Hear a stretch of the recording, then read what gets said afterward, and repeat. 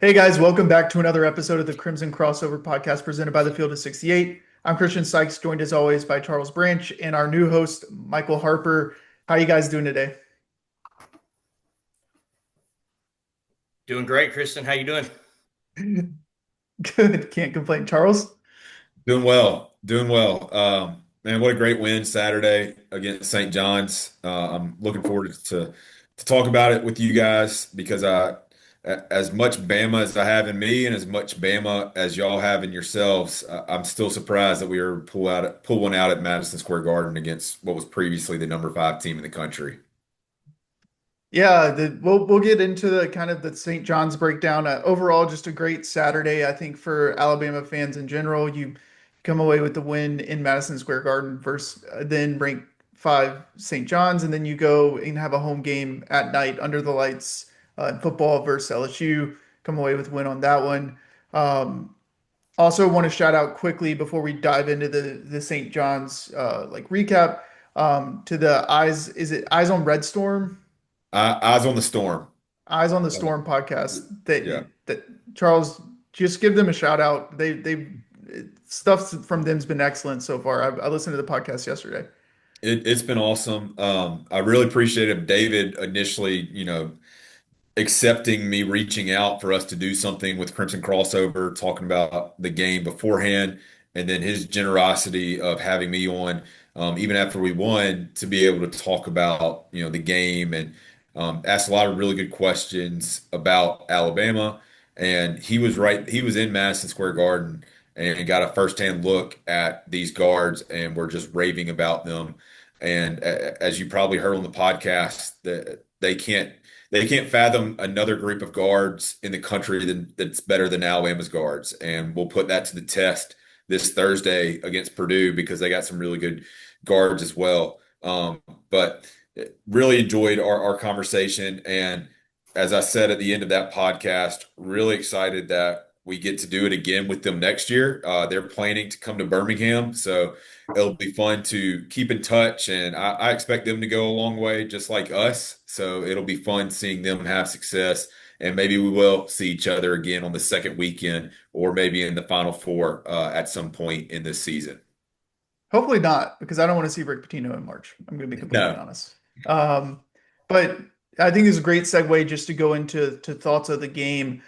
Just my overall thoughts, like you said, the guard play was electric. I think the guard play was better than what I anticipated coming into the season. Um, Putting on top of that the fact that we don't have Jaleel Bethia yet just adds another layer to kind of the excellent guard play that we have. And I'm including Houston Millette in there as far as a guard is concerned. I know he did go 1 of 6, but he's one of those hard hat guys that like even if he's going 1 for 6, he's a positive impact on the game. LeBaron Philon looks exceptional. He looks night and day difference relative to last year. Aiden Holloway, despite shooting 2 of 9 from three, I think he ended up going, what was it, 9 of 18 from the floor, 7 of 9 from two, which is something that we haven't seen from him very much coming out of last season and then even the season prior. He really struggled at the rim, and he did an excellent job. Had a really nice feel for the game, and then I want to commend Latrell Wrightsell. He was dealing with cramps throughout the game and still came away was highly effective. His 4 of 8 from three, and he looked more explosive this year than he has the previous 2 years at Alabama, coming off an ACL injury, which is just like shocking to me that a guy that has dealt with so many injuries, both like with concussions and then obviously the ACL injury, the fact that he looks at Achilles. Achilles injury, that he is so explosive and was able to get to the rim and able to get to his spots was something that I'm very encouraged by with him. Just really excited to see this group of guards continue to go um, the rest of the season. Charles, Michael, what are your thoughts on the game? yeah. Going in the game, I actually thought St. John's had a size advantage against us. And 3 minutes into the game, it was like, no, we actually match up well with these guys. Zuby Ejiofor for them is going to be an All-American. But then they also had guys like Bryce Hopkins and Dylan Mitchell who played a lot of high-level basketball that are seniors, and they've got some really good guards that, around the 6'4", 6'5" range. But I didn't think we looked small. And then just with the speed that we were able to play and keeping the ball hot, in the past couple years, even though we've played really fast, at times I feel like the ball has gotten a little sticky in our guards' hands. I never really felt that watching us on Saturday. I've said it so many times, and y'all probably said it as well. To come out of that game with only having 7 turnovers is really, really impressive for a team that was struggling with turnovers a little bit in the exhibition games against Florida State and Furman, and then also against North Dakota. And then you go in and play a team like St. John's that prides themselves on the defense and has really good players. I think it was the difference maker in the game because of what our points per possession ended up being, which is about 1.2 something. If it's a typical game where you do have 15 turnovers, or even if you have 11 or 12, those are points that you're now taking off the board that would have basically made it a tie game at that point. Just looking at point differential, obviously the game would have been played a lot differently if they had had some of those turnovers in the game. But that's something that's really encouraging and something that I'm going to be very interested to see, not only in this next game, but as we continue to go through the non-conference, is have we found something on the offensive side with Chris Fleming kind of taking over a little bit as the main offensive assistant, that we are making the easier pass and we are attacking teams a lot differently.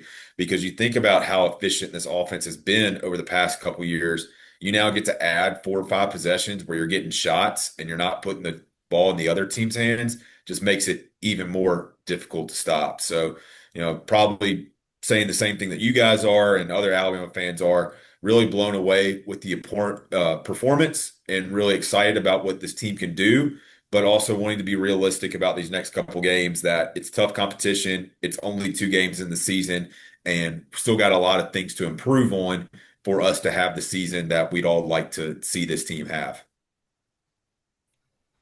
To add to what Charles said with the turnovers, with only having 7 turnovers, what was the most impressive part of that to me was that only 2 of them came from our guards. And with the pace that we play at and the pace that we played at Saturday, to only have 2 turnovers from our guards is really unheard of. That's one thing we always talk about every year under Oates, is we have to try to calm people down when when we do have a lot of turnovers early. It's like, hey guys, settle down, we'll settle in. Oates teams always have a lot of turnovers early, and that didn't happen Saturday. They were dialed in,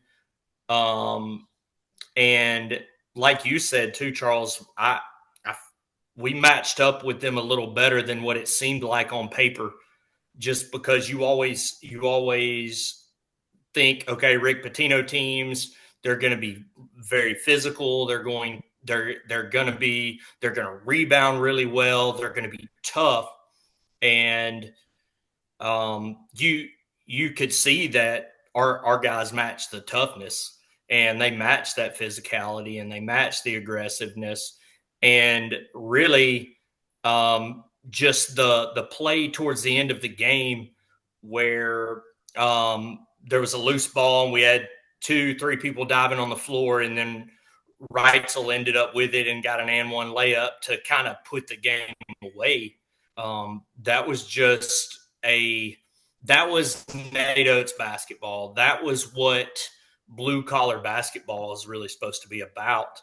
And it was just impressive to me that it was done on that stage.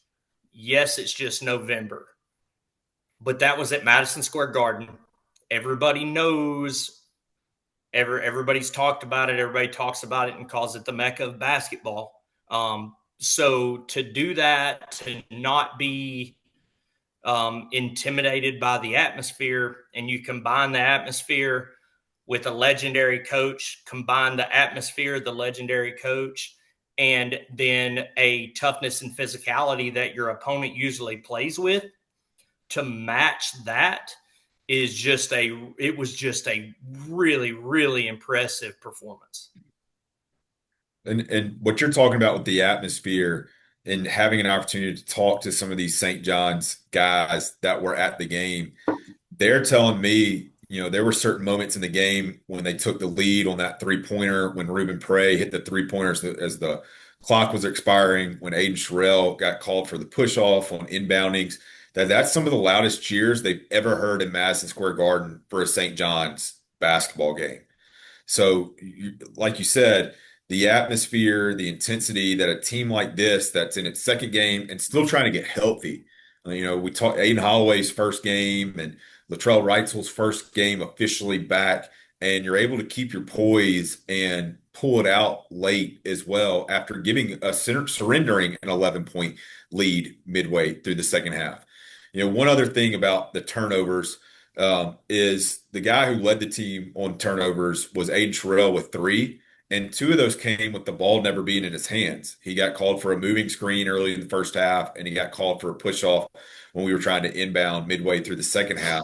And so just to continue to add to the impressiveness of it, I would say is you only had five turnovers where guys may have had the ball in their hands, trying to make a pass or trying to make a move or something like that. So, you clean up some of those off ball turnovers and it gets even more impressive. And what I also like after the fact of, you start getting to see some of the media from, Alabama X account, stuff like that, is how much this team talked about toughness before the game, in the locker room, in huddles during warm-ups, in huddles during the game, at halftime, and you saw it on the floor.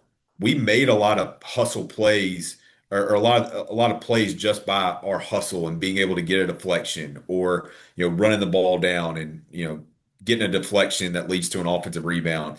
And I think that's things that we didn't really see last year. I felt like when this team was put together, we were talking about during the summer, that it was a collection of guys that were going to come in and work hard and maybe had a chip on their shoulder as well. And again, through the first two games, they've kind of shown that early on. And you got to really like that about this team. Now, of course, you gotta still be the hunter, not the hunted, of course, even with all the accolades, even with rising up in the rankings. But if this team can keep that type of chip on their shoulder and continue to play with that intensity, game in and game out, being able to play once everybody gets healthy, maybe still playing 11, 12, 13 guys, it's just going to be consistent waves of guys coming in and out and being able to put a lot of pressure on these teams that we're going to be playing the rest of the year. So to add to that, I think the most impressive thing for me, just with the team as a whole, is that they look completely bought in to what the coaching staff wants, and just from a coaching standpoint, that's all you ask for. And there's not any kind of attitude because we all know Nate Oates coaches hard. And that's one of the reasons that Alabama fans love him so much, is because of how hard he coaches and with the intensity that he gives. And, LeBaron Philon has said numerous times that, Oates coaches him hard and he loves it. And that's what he wants. And the freshmen that we have, that when they play, they're 100% all of the time. And it's come in, play with your hair on fire, and then come out, and it's a complete buy-in. Now the key is when, just like you said, Charles, when you're the hunter, it's a lot easier to do that. Now, how does the team react going forward? Because the schedule doesn't get any easier; it actually gets tougher. So, how does the team respond after that? And one last thing about just kind of the attitude and buying in, I believe I heard Coach Oates correctly at the end of the game when they're handing out the hard hat award, blue collar points and all that. That Taylor Bowen and Amari Allen each ended with 20 plus blue collar points, and very rarely do they have games where anybody gets to 20 blue collar points.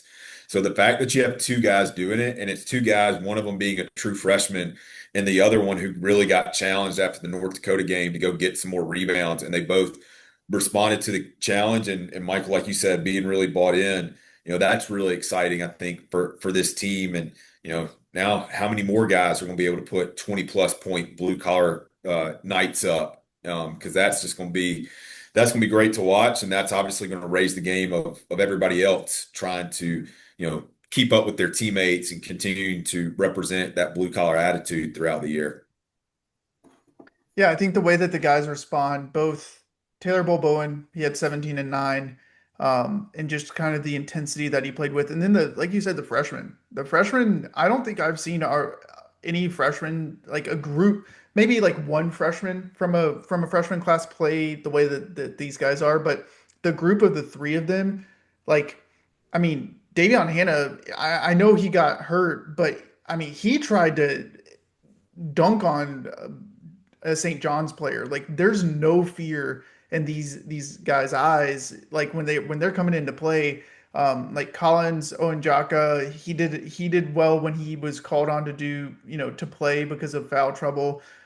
Davion Hannah, I know he went out with an injury, but he was really effective defensively, caused a lot of deflections, and then obviously he tried to, dunk on a St. John's player. Amari Allen, I've always said Amari Allen would be good. There's no information otherwise that would suggest anything that I would have said anything like that. But I um, have the texts. yeah, I've always said that. But the fact that he's coming in and immediate, I think he won did he win the hard hat the first game, or was it Houston that won it the first game? Do you remember? I think I it don't might have been remember. Amari. I think it I might have think been Amari. okay. It could have been Houston. It might have been Amari. Maybe it was Houston because he did have 4 offensive rebounds. Um, but either way, the fact that he's effective the way that he is on the floor, being able to handle the ball, being able to really switch like 1 through 4, it's a really effective. London Jemison, he was called on a little bit more because Keaton Bristow was out, and then also foul trouble. But he was pretty highly effective, especially like the way he was boxing out. He maybe didn't get a bunch of rebounds, but if you watch that game or rewatch the game, he was extremely effective at getting his body on someone and allowing the guards to get out and grab the ball and run with it. And it's something that we struggled with a little bit last year, as far as boxing out, making sure that we're holding people to single shot possessions, and overall, just I'm just come away really impressed with the freshman class, and then also like Taylor Bowen, Keaton Bristow when he's healthy. When we saw him in the exhibition game, he plays with this kind of chip on his shoulders, really um, effort driven guy. And then like Houston Millette setting the tone with how he plays. Um, I do think that this team plays with a little bit of swagger, and I think that comes from, if I'm going to be completely honest, it comes from LeBaron Philon. I think the way that LeBaron plays and kind of how he portrays himself or presents himself on the court, he kind of plays with an edge or a chip on his shoulder. That looks like it's kind of going through the rest of the team. You saw at one point Latrell Wrightsell was talking to the fans while on the court. Houston Millette, I think he got like a steal or something, and like he just gets all amped up and fired up, and it feels like these guys are playing with a little bit of swagger that I think kind of comes from the way that LeBaron Philon plays. What are your guys' thoughts on that? No, I completely agree. I made the comment, even Davion Hannah, who was injured, he was also kind of jawing with the baseline late in the second half when we were making our run. And I think that confidence too, you know, thinking about a guy like Aiden Holloway, who we said, goes 7 of 9 from 2 point range in the game. And I said on the St. John's podcast, which was probably erroneous, but still trying to get the point across that, Aiden Hollow maybe didn't have 9 2 point shots all of last year. Like he was a guy who made his living around the 3 point line. And so you have, of course, LeBaron Philon who can get to the rim. Now you got Aiden Holloway who can get to the rim. Latrell Wrightsell got to the rim as well a couple times in the game. And if those guys can get to the rim, and you then decide that you are going to help and try to stop them, because that's something that I don't feel like St. John's really did. They tried to take us one on one, and we would just blow by or finish the tough layup.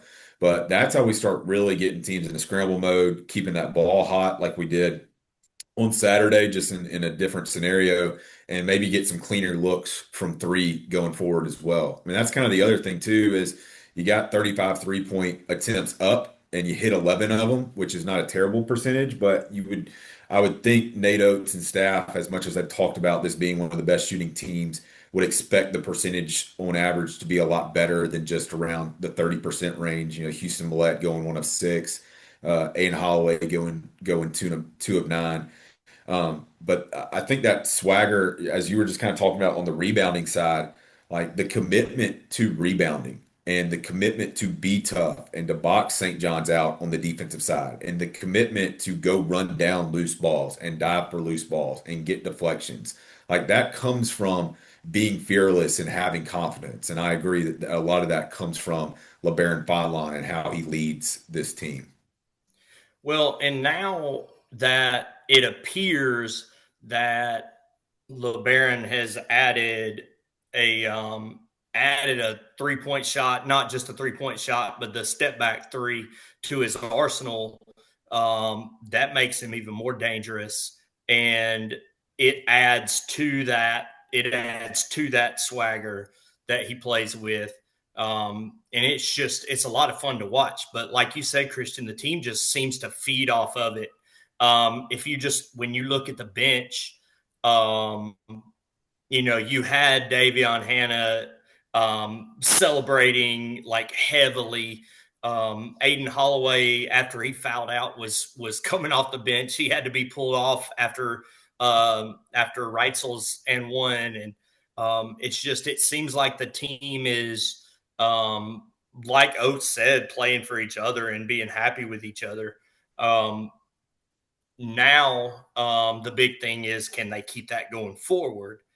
Which I do think they will. But to also add to what you said about Fadlan and Holloway finishing around the rim so well, so that goes to, and maybe we want to save this for later, but that goes to part of it is how this team is fit together and how this team is built.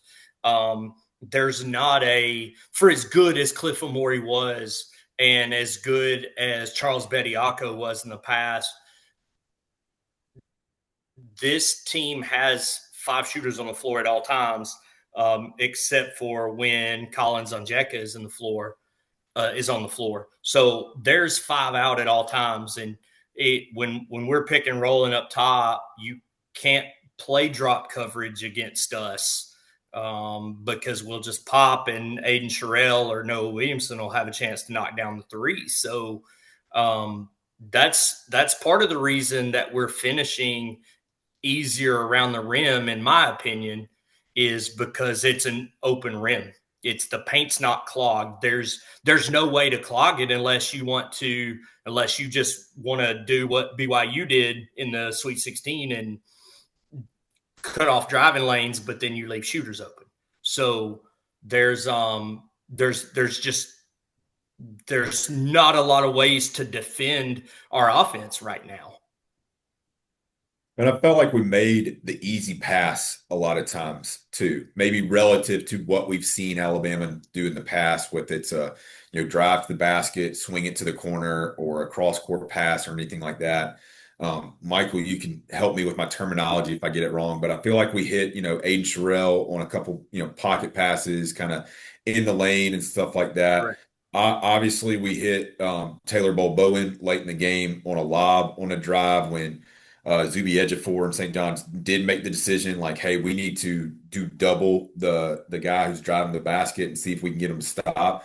But we didn't really force a lot of lob attempts, and we have done that a lot in the past. And I think there's 2 reasons for that.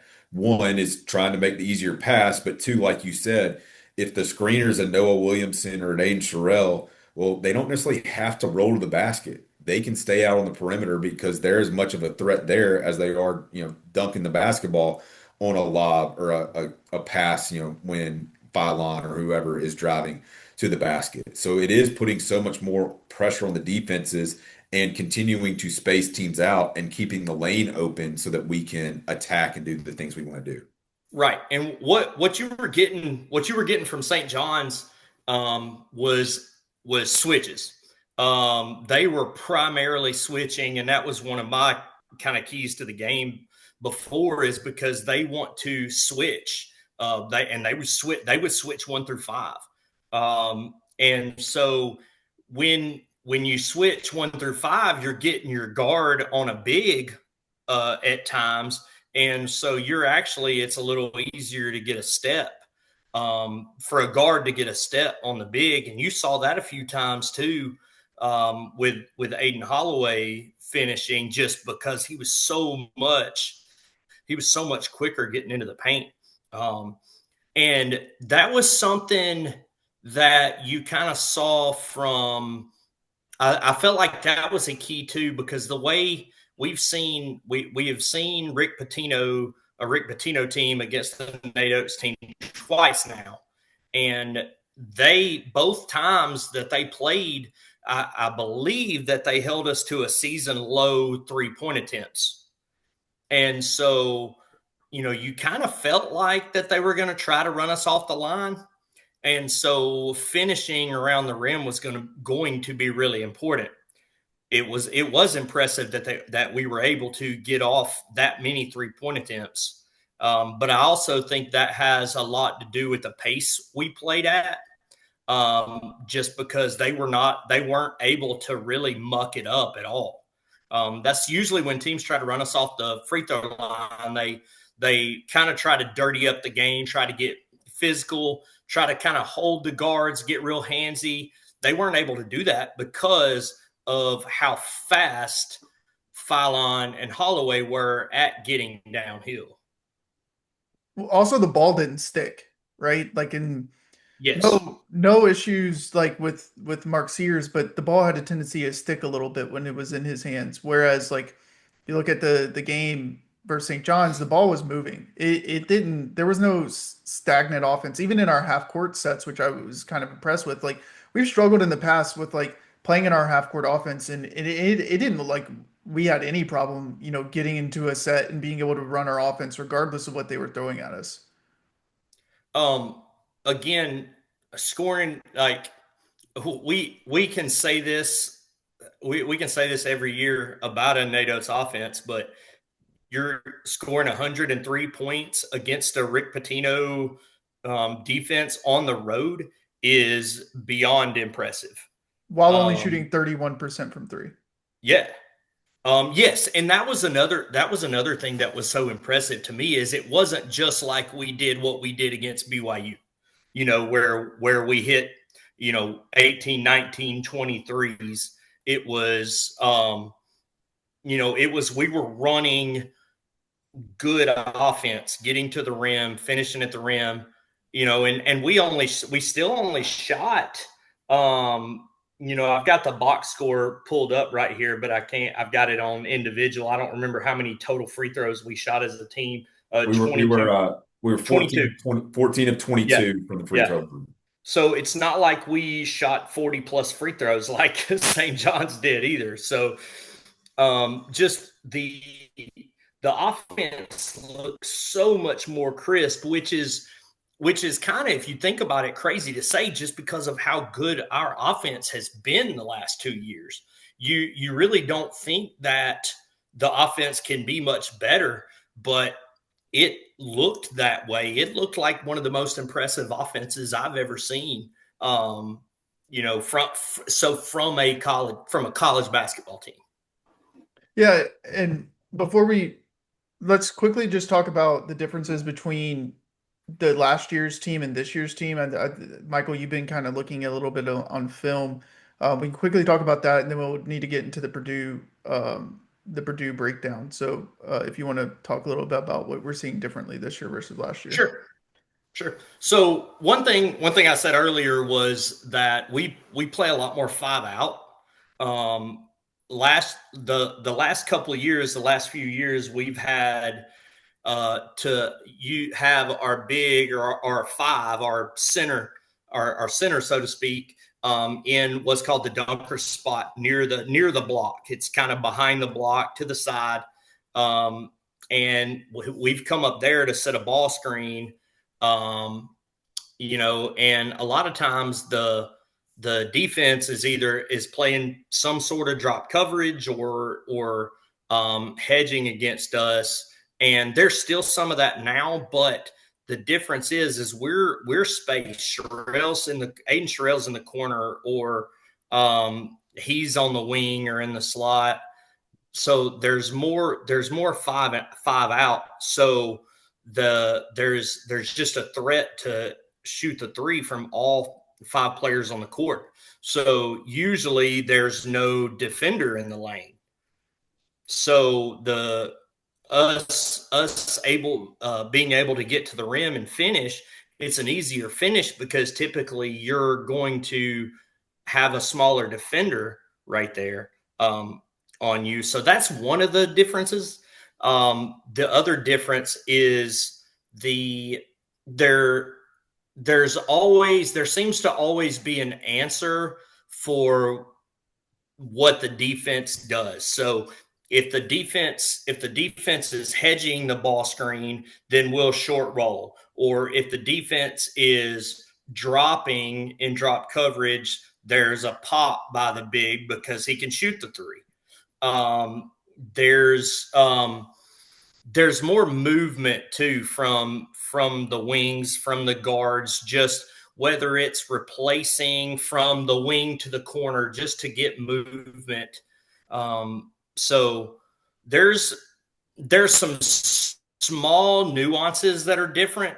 It's still the same fundamental dribble drive. Get to the rim first, get to the free throw line second, then kick out. There's still that fundamental Nate Oates offense, but those small things that have been added is just that's the biggest difference is all five players on the court can shoot. And even when we bring in Noah Williamson, you bring in a sub, there's still five players on the court. We can play with Taylor Bowen at the five. And again, all five players can shoot. So to me, that's the biggest difference.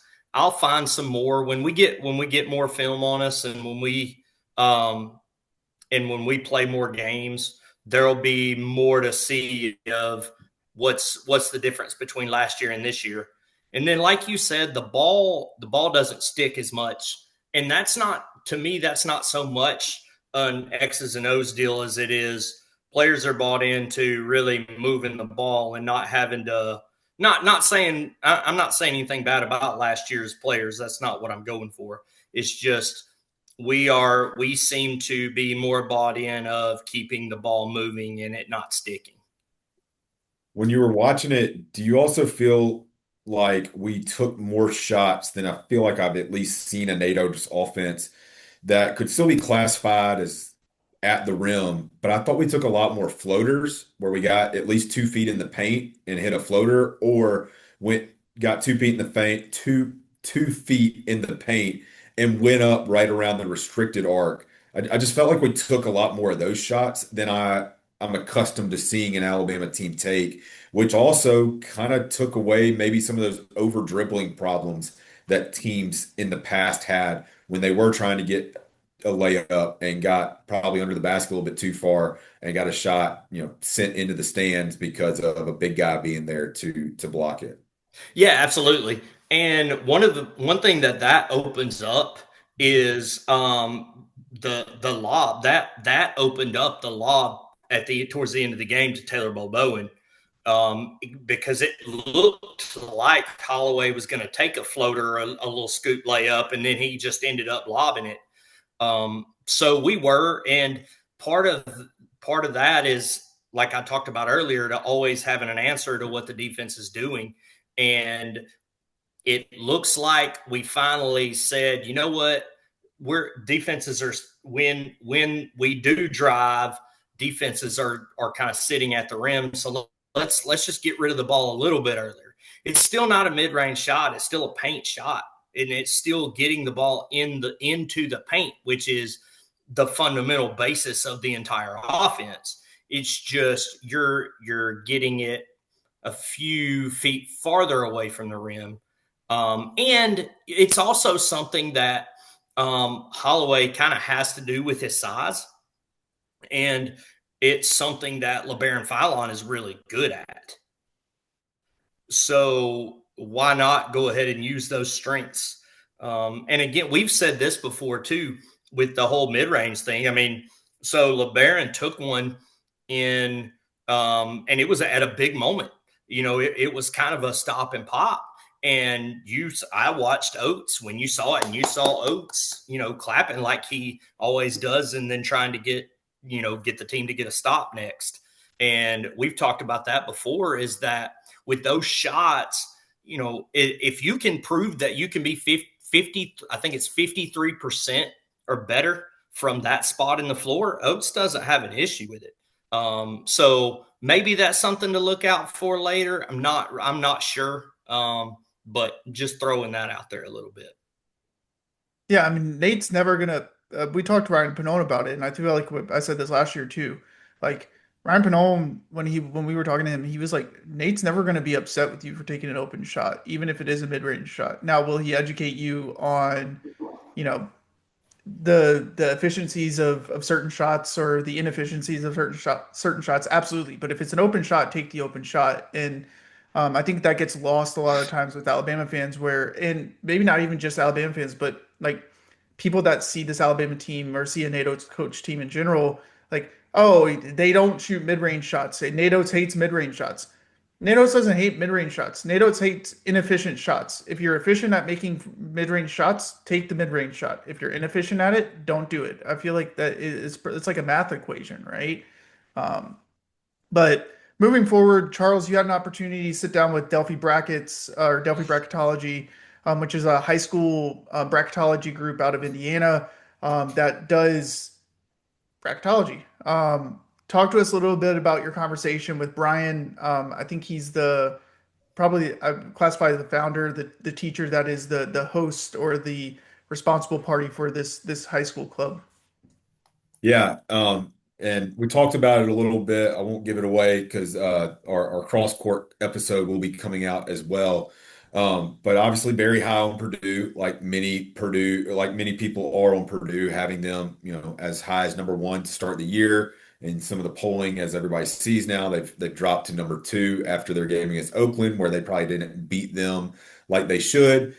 Purdue is dealing with Trey Kaufman-Renn being out right now. He's been dealing with a hip pointer. He tried to go against Oakland, but it was still bothering him. So it's still kind of up in the air as far as whether we will see him Thursday night or not. He was a guy that was really successful against Alabama last year. He went for 26 points. He was a guy that, we brought Cliff Amore in to deal with, some of our post woes from the previous season.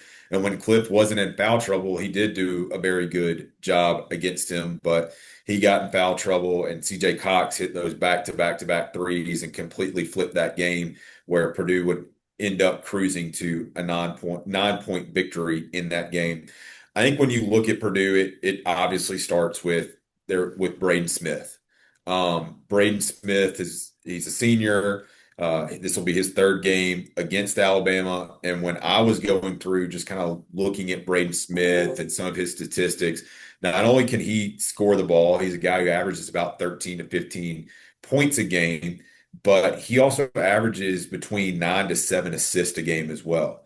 2 years ago, he averaged 7.5 assists per game and 12 points per game. Last year, he averaged 8.7 assists per game with a 15.8 points per game average. So their offense runs through him one way or another, whether he's scoring the basketball or he's getting it to somebody else. Currently this year, he's averaging a double-double where he's got 13 points per game and 10 assists. Now, of course, it's a very small sample size, but just goes to show how successful he has been, not only scoring the basketball, but getting it to his teammates to score. One of the, box scores or stat lines that really surprised me last year, just how impressive it was Purdue's last game against Houston in the Sweet 16 last year. They ended up losing 62-60. Braden Smith was 2 of 7 from the field, but he had 15 assists. Purdue for the game was 21 of 52 shooting the basketball. So he was involved in 17 of their 21 made baskets, whether he made the two or had an assist that led to a basket for those other 15. And what I feel like I typically talk about is, you know what, let the other team's guys, there's one or two guys or maybe three guys that lead them in points, let them do their thing, make sure nobody else, comes out of nowhere and beats you at the end. I look at Braden Smith, and is it a situation where you can contain him because he is so involved in how they score the basketball, whether it's he himself putting it in the net or he's distributing it to somebody and they're putting it in the net. So I'm very interested to see how we attack him. Can we get the ball out of his hands and then whoever's guarding him prevent him from getting the ball back as well? Their other guard, Fletcher Lawyer, who's also been there for several years. He's a 40% three-point shooter in his career, and all he's done in the first two games is go 10 of 17 from the three-point line. Purdue has shot 64 three-point attempts this year against our 62 three-point attempts this year. And we know how much we talk about how we like to get three-point shots up, but they're currently shooting it at a 40% average right now. And they've also got, whether Kaufman Wren plays or not, they've got Oscar Clough, who we're familiar with being at South Dakota State last year as a 7-foot guy who is starting to fit into their offense. And they've also got another 7'4" guy, Jacobson, who got hurt right before we played them last year. That he's a guy that you obviously got to be aware of around the basket too.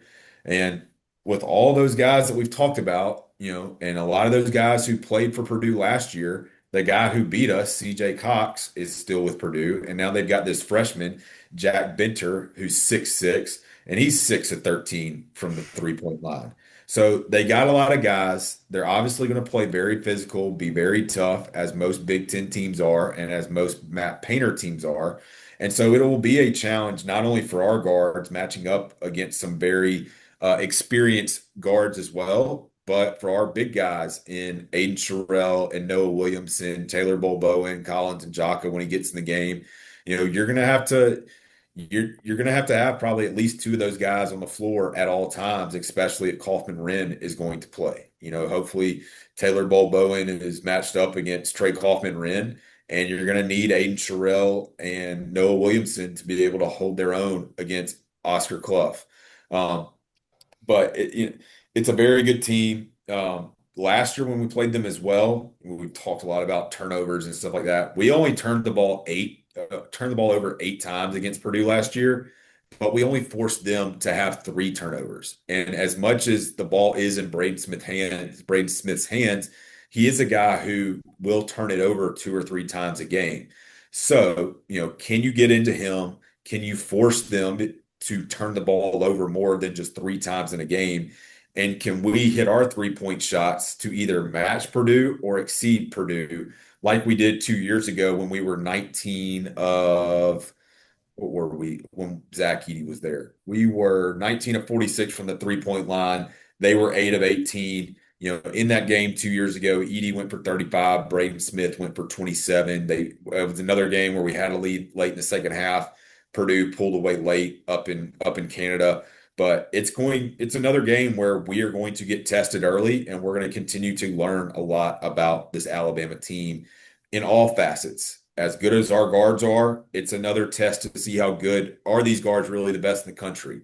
And then our front court, can they stand up to a really good front court and be physical and limit Kaufman Wren, Oscar Clough, Jacobson, whoever they've got there in the paint or on the block, and not let a guy like Zach Edey or Kaufman Wren go for 25 plus again, like they have the first 2 times, or the past 2 times we've played them in previous seasons.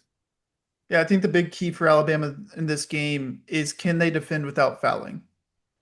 If you can defend, especially in the front court, if you can defend Purdue without fouling them and getting into the foul trouble that our big men had this past game, then I think Alabama has a chance to win this game.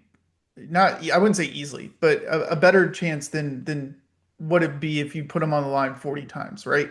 Like you don't want to give a good team 40 free attempts at the basket, which is what we did versus St. John's. Obviously, we were able to overcome that, but but Purdue's better than St. John's. Purdue's better from three at St. John from three than St. John's, and Purdue's going to take more threes than St. John's.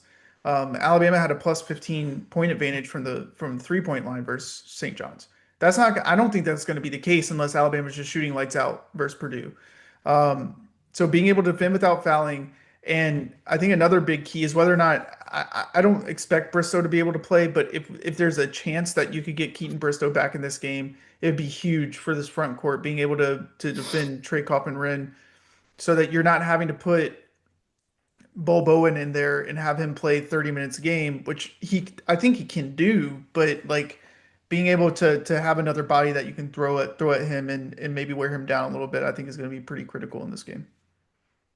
Well, you also don't want to risk putting Taylor Balboa in foul trouble, and Yep. so we saw last year that how good Kaufman Wren was, and so that's one thing we have got to stay away from is not just everyone guarding without fouling, especially our bigs.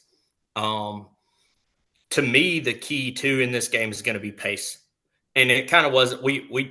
We talked about it last game too, but Purdue is much bigger than St. John's, and so can we force Clough and Kaufman Wren? Can we force them to really get up and down the floor? Daniel Jacobson, can we get them? Can we get Purdue to play our game? We against St. John's, and Rick Pitino even talked about it, is we kind of forced St. John's to play our game. St. John's got into trying to put up a shot as fast as we did. I don't feel like Purdue's going to do that. So we've got to do whatever we have to do to control that tempo, even if it's guarding full court every once in a while, which we did against St. John's some. We picked them up full court to force them to push it up the floor. So to me, the biggest key is for us to win this game is pace. The other aspect of it is when we have the basketball, I really feel like Purdue's going to have a hard time staying in front of us. I watched them against Oakland, and they had trouble staying in front of the ball. Now, there were times that we had trouble staying in front of the ball against North Dakota, and we did much better against St. John's. So some of that could be a focus issue, but to me, we're going to have an athletic advantage. So are we going to be able to finish around the rim again? Are we going to get to the free throw line more? Like that's one thing I would like to see is us, our guards get to the line a little more, create a few more fouls. But pace to me is going to be the key. Absolutely. Anything else, guys? Did we miss anything? Get there early and be loud if you're heading to the game Thursday. Yeah, also if anyone's needing tickets or anyone has tickets, please reach out to one of us. We'll try to either get you tickets or not me get you. I'm not buying you tickets, but find someone that is selling tickets. Or, if you're trying to get rid of tickets, like don't put them on Ticketmaster.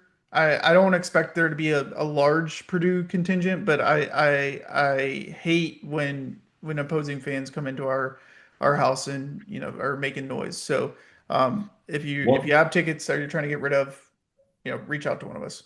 One thing I'll say, I have no problem with the games that we have in Birmingham or Huntsville. I mean, obviously the games in Birmingham are a little bit easier for me to get to, but I do think this is a really, really important game for Alabama to win in Coleman Coliseum.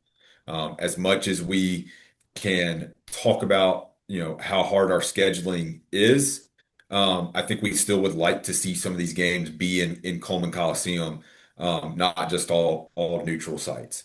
And we haven't always had a lot of success in these type of games, whether they're conference games or non-conference games, against really highly ranked competition in being able to pull them out. But we know when Coleman's rocking, it's one of the toughest places to play in the country. And it'd be great to be able to not only have a great crowd and for it to be an electric atmosphere, but to get a win and to continue to try to put these games in Tuscaloosa, where it's easier for students to get to. It's easier for your season ticket holders not to have to go buy another ticket.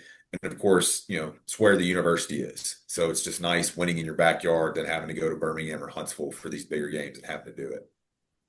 Absolutely. For our schedule, I'll give our spiel real fast. We'll have a post game space following the game on Thursday night.